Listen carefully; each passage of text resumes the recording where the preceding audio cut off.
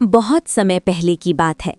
एक घने जंगल में एक विशाल बरगद का वृक्ष कौओं का मुख्य गढ़ था।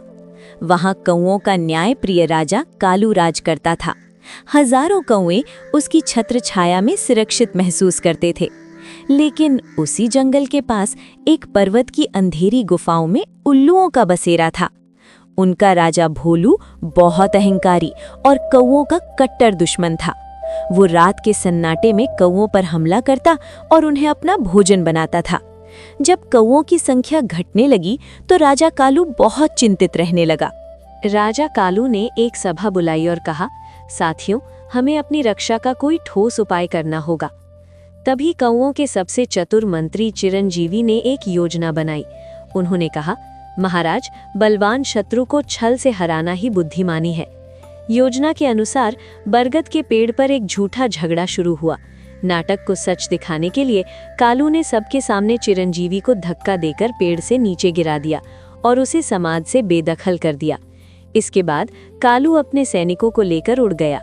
उल्लुओं के जासूसों ने ये सब देख लिया और राजा भोलू को खबर दी कि कौओं के बीच फूट पड़ गई है।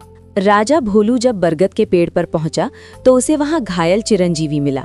चिरंजीवी ने कराहते हुए कहा, महाराज, कालू ने मेरे साथ बुरा किया। अब मैं आपकी शरण में रहना चाहता हूं।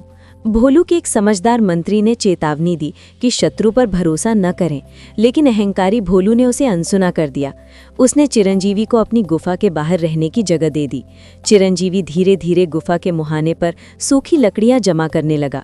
उसने उल्लुओं से झूठ कहा कि वो ठंड से बचने के लिए झोपड़े बना रहा है। एक दोपहर जब सारे उल्लू गहरी नींद में सो रहे थे, चिरंजीवी उड़कर राजा कालू के पास पहुंचा। कालू और उसके सैनिक अपनी चोंच में जलती हुई लकड़ियां लेकर आए और चिरंजीवी के बनाए ढेर में आग लगा दी। देखते ही देखते गुफा में धुआं भर गया और राजा भोलू की पूरी सेना का अंत हो गया। राजा कालू ने चिरंजीवी की बुद्धिमानी की प्रशंसा की और सब वापस अपने पुराने बरगद के पेड़ पर सुख शांति से रहने लगे। सीख: जो शत्रु की मीठी बातों में आकर उसे अपने घर में जगह देता है, उसका विनाश निश्चित है।